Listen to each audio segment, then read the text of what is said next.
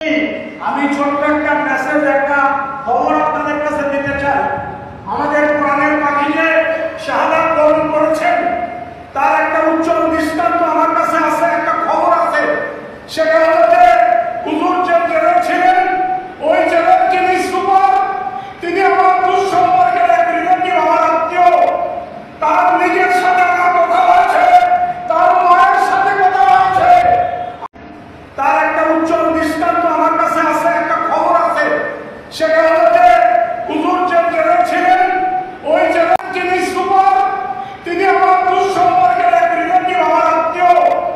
তার নিজের সাথে আমার কথা হয়েছে, তার মায়ের সাথে কথা হয়েছে। আমাকে তিনি নিজে বলেছেন যে হুজুরকে একটা কাগজ ধরে দেওয়া হয়েছে, তাকে যে সই করে দেন, হুজুর অসুস্থ, হুজুরকে চিকিৎসার জন্য নিতে হবে। হুজুর তখন অসুস্থ ছিলেন না, চিকিৎসা করার মতো অবস্থা তার তখন ছিল না। তাকে এই কাগজ তৈরি করে ওখান থেকে বের করে নিয়ে এরপরে ওই সাথে সাথে তাকে যখন বের করে নেওয়া হয়েছে তার বিছানা পেটটা গুছানো হয়ে গেছে।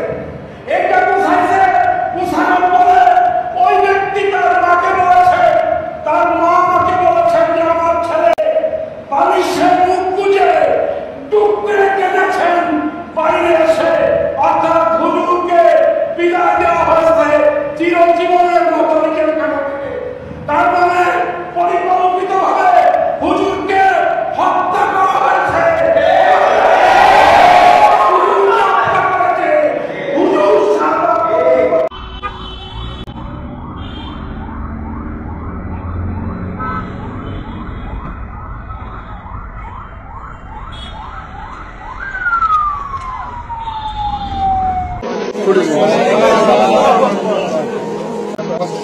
Alhamdulillah.